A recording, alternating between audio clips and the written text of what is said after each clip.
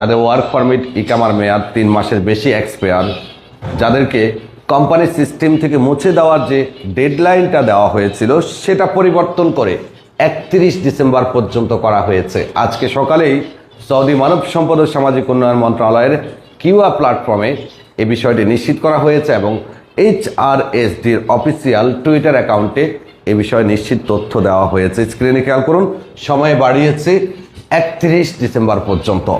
এই সময়ের মধ্যে আপনারা চাইলে বৈধ হতে পারবেন অথবা এই সময়ের মধ্যে আপনারা চাইলে দেশে যাওয়ার সুযোগটাও নিতে পারবেন। যদি আপনার ইকামা এবং ওয়ার্ক পারমিটের মেয়াদ 12 মাসের বেশি এক্সপায়ার হয়, তবে 31 ডিসেম্বরের পরে আপনাকে আপনার কপিলের সিস্টেম থেকে মুছে দেওয়া হবে।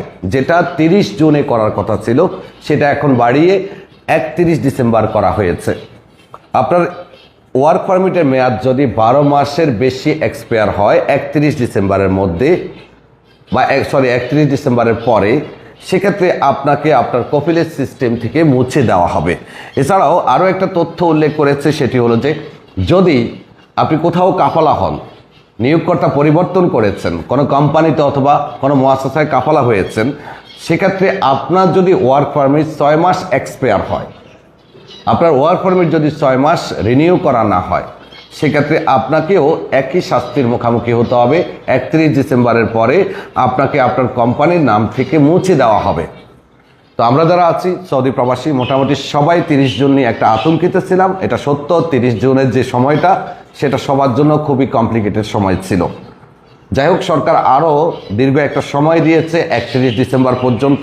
আপনি চাইলে এই সময়টা ব্যবহার করতে পারেন, চাইলে অন্য কোথাও কাফালা হতে পারেন অথবা দেশে যাওয়ার জন্য স্পেশাল এক্সিট আবেদন করতে পারেন। এখানে কেউই আপনাদেরকে আতঙ্কিত করার মতো খবর দেয়নি। এমনকি দূতাবাস কর্মকর্তা মামুনুর রশিদ স্যারও আজকে সকালে এই বিষয়ে নিউজ করেছে, আপনি হয়তো ওনার নিউজটা দেখেছেন। এছাড়াও সৌদি গণমাধ্যমগুলোতেও এই খবরটি প্রকাশিত হয়েছে। সো 31 ডিসেম্বরের মধ্যে আপনি হয় ট্রান্সফার হবেন, ওয়ার্ক পারমিট রিনিউ করবেন, অথবা 31 ডিসেম্বরের মধ্যে আপনি দেশে চলে যাওয়ার ব্যবস্থা নিতে হবে।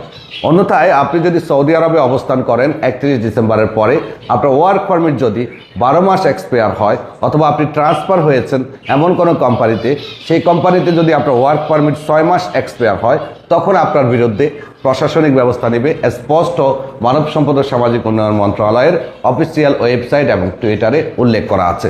চাইলে আপনি নিজেও এক্সে গিয়ে দেখতে পারেন, অথবা আমার কথা বিশ্বাস না হলে আমাদের মামুনুর রশিদ স্যারের যে অফিসিয়াল ফেসবুক অ্যাকাউন্ট আছে সেখানে গিয়েও ওনার ভিডিওটা দেখতে পারেন। ধন্যবাদ আপনাদের সবাইকে, ভালো থাকবেন।